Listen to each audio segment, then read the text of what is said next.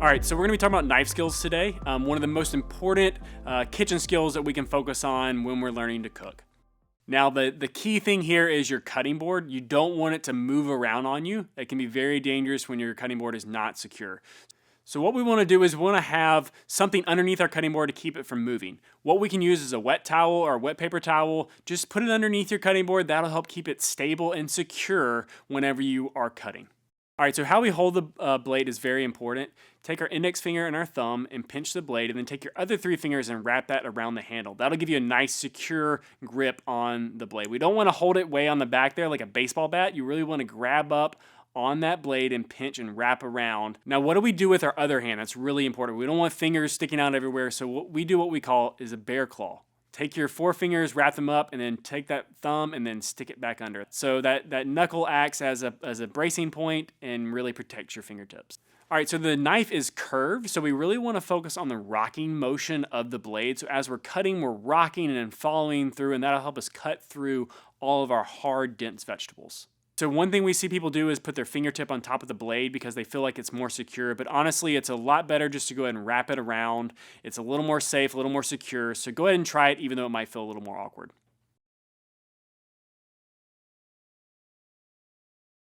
Okay, so we're gonna be talking about the quintessential onion. On the top here is where the green onion grows out of, and then on the bottom here, that's the root.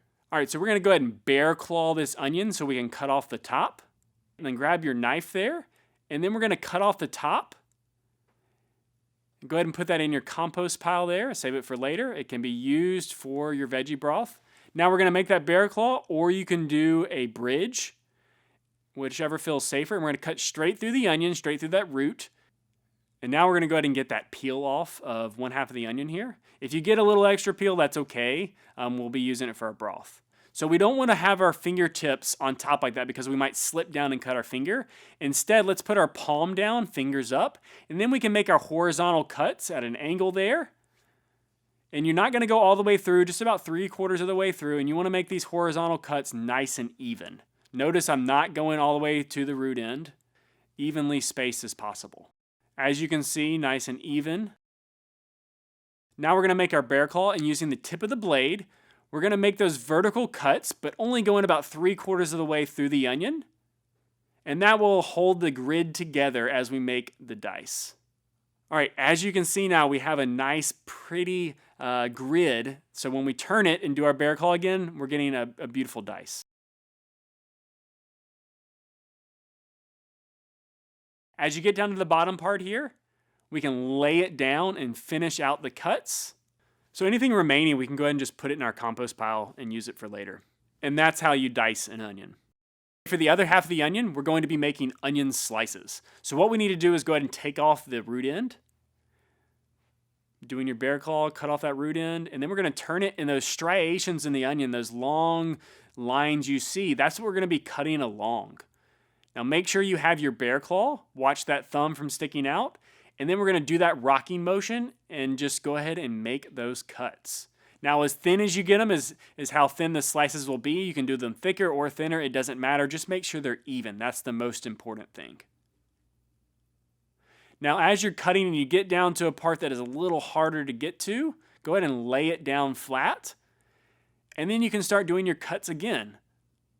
And it makes it a little more easy to get to. When you have that tiny piece left over, we want to do the bridge method again. So we want to pinch it and then cut straight through the middle. Be very careful, but this is a little safer way than doing the bear claw at that final piece. And that's how you slice an onion.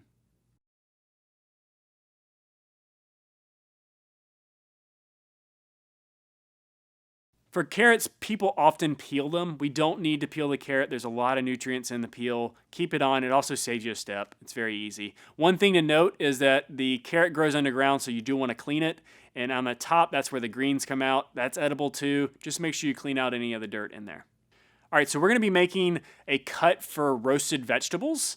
The simple way here is we're going to angle that vegetable, do our bear claw, and then we're going to make our cut straight on. And then we're gonna flip that carrot 180 degrees and make another cut. And then flip it 180 degrees and make another cut. and then flip it again and make another cut. And we're gonna keep doing this as we go down the carrot, and when the carrot gets thicker, closer toward the end, what we're gonna do is make smaller and smaller cuts, and that'll allow these pieces to be very uniform in size and roast evenly. Now, as you can see, we're getting down to this last portion here. For the last cut, we're gonna use the bridge. That'll keep it even in size.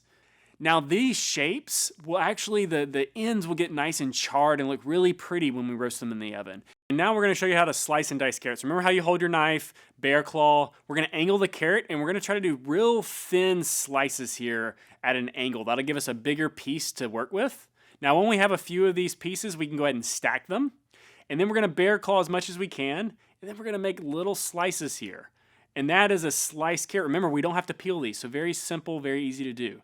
The next thing we can do is we can gather them and turn them, bear claw, and then we can dice that carrot. As you can see, it's very easy to do, and that's how you slice and dice carrots.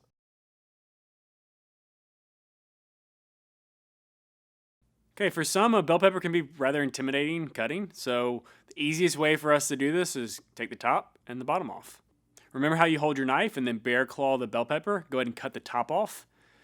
Now we'll save that for a dice because that is edible. And then this stem, this can go in the compost or you can go ahead and put it in your broth too.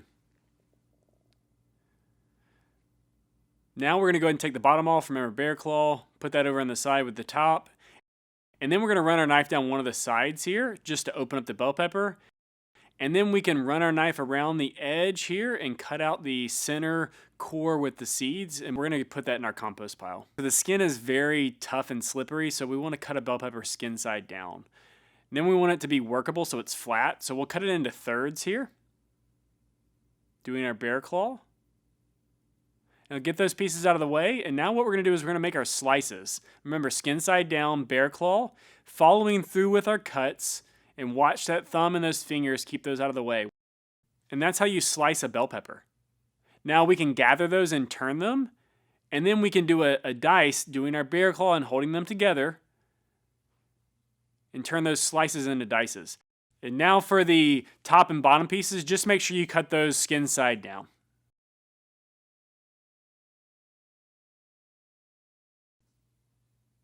Celery is one of those vegetables that we waste a lot of. People will cut the top and the bottom off and go ahead and throw it in the trash can. We don't want to do that.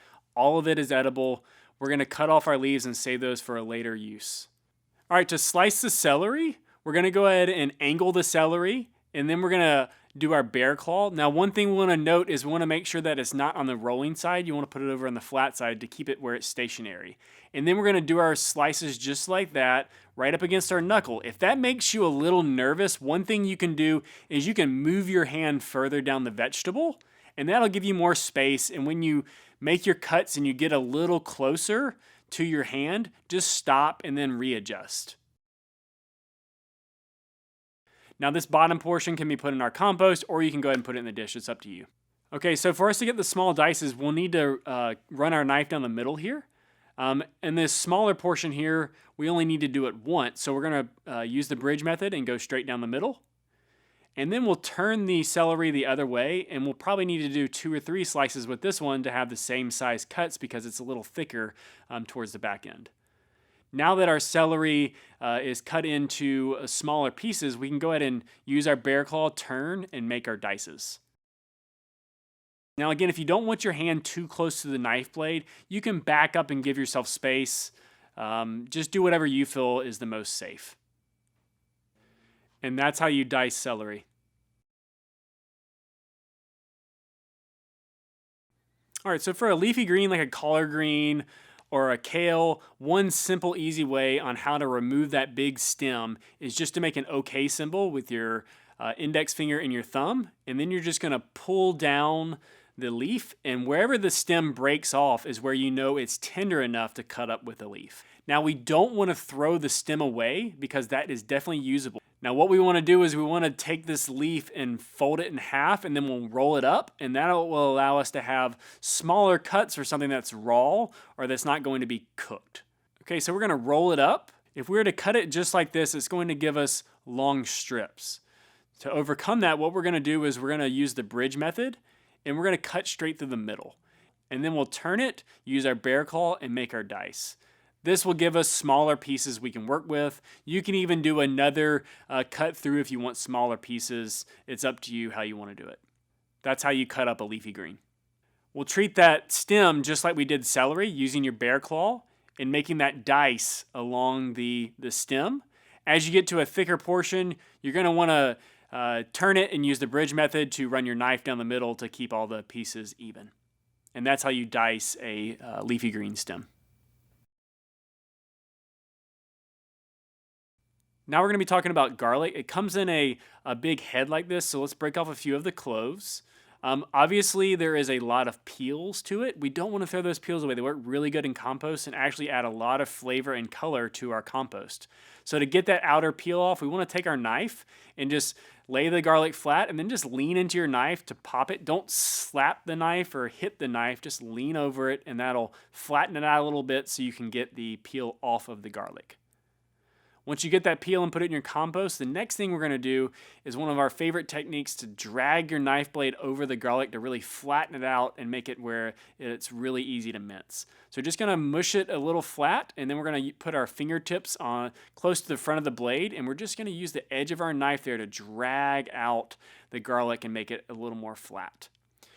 A handle of our blade, we're kind of angling into it, as you can see, getting flat here.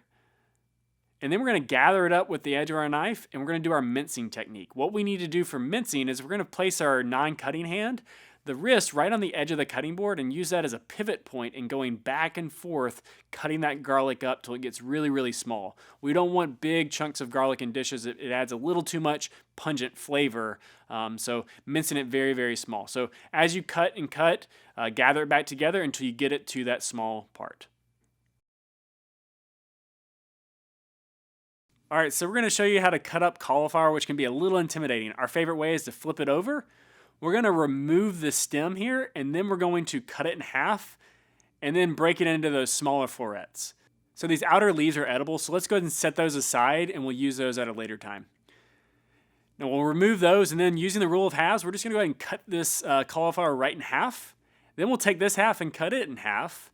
And then I'm going to go ahead and turn it over on its side here and remove that core out of the way. Now that core is edible, so we will use that at a later point.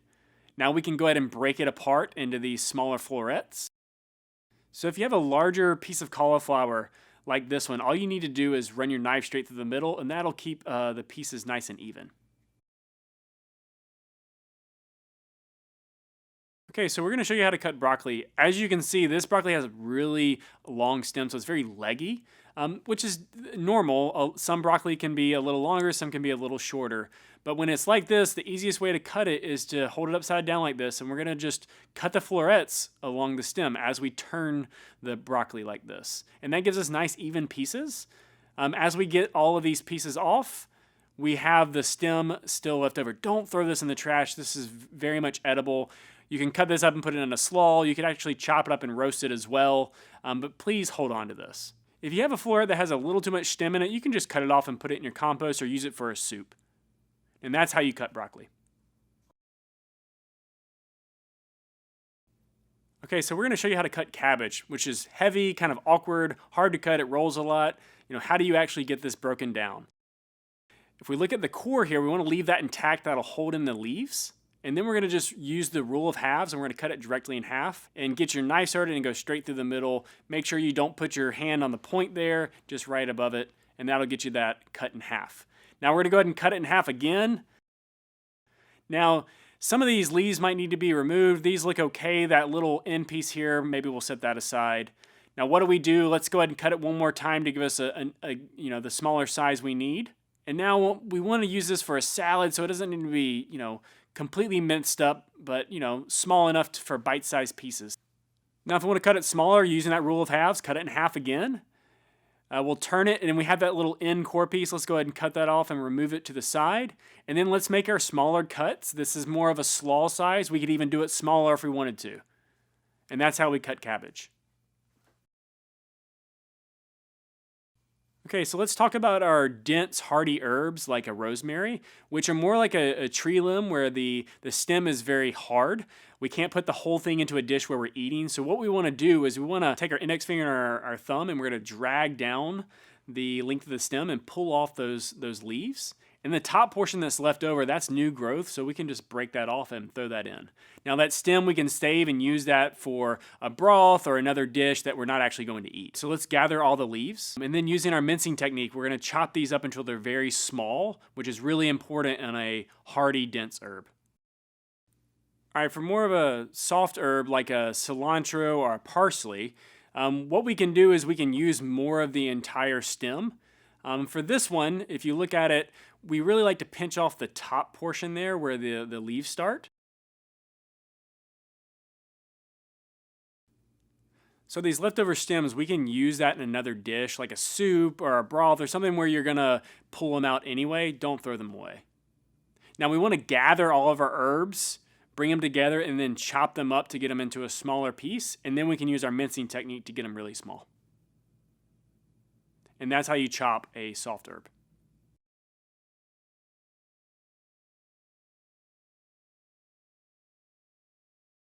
All right, so with a sweet potato, which is very dense, hard vegetable, we want to make sure that we're cutting it in a way that is simple. The way we do is the rule of halves. So let's go ahead and cut it in half using our bear claw. Let's set one portion over to the side.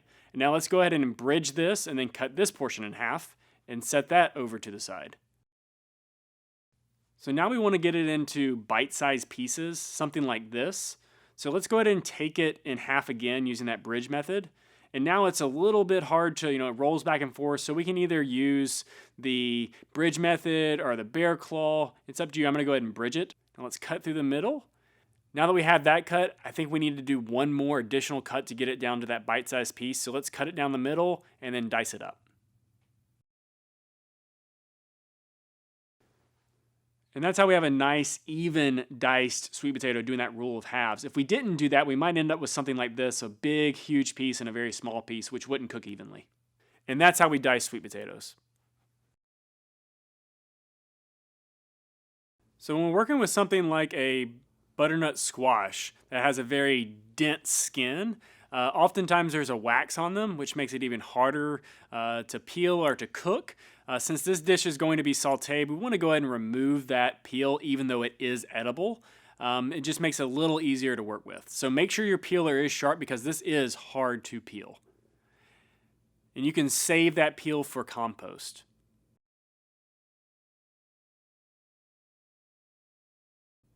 Now that we have all the peel removed, this is a large vegetable that we need to break down into a more workable section. Again, remember our rule of halves where we go ahead and cut this into a workable section into half, and then we'll take this top portion. Remember, this is very wobbly, so we need to be safe with our cut here and push through with a lot of force to get it in half. So let's go ahead and remove that stem piece. Now, because this is a dense vegetable, using the rule of halves, we're going to want to put our hand on the front of the blade there to give us a little more force to get through it.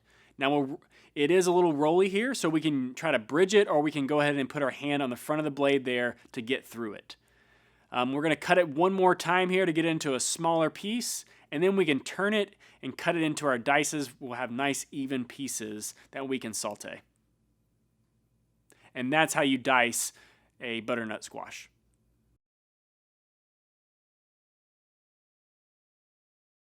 For a soft flesh vegetable like a summer squash, the skin is very tender, so we don't need to peel it. The whole entire thing's edible. Remember, we're going to use the rule of halves here. So bear claw it, and then we'll go ahead and cut it in half and get it into workable sections. And then we can bridge it, cut that in half, and then we're going to keep going down until we get to those small bite-sized pieces. And that's how you cut a summer squash. With Brussels sprouts, we often see people where they take the core off, and that makes the leaves fall off. So what they'll do is they'll cut off the bottom like this, and they'll discard that. They'll cut it in quarters, and then you see all these leaves are falling off. Well, those leaves tend to burn, and then the bigger portion tend to be raw when you cook. We don't want to do that. So rather than do that, what we want to do is leave the entire core intact, and we're just going to use that rule of halves. We're going to go ahead and bridge it, cut it in half, and then cut it in half again. And same with this other piece here, and that gives us these nice even quarters that roast nicely and the leaves stay intact.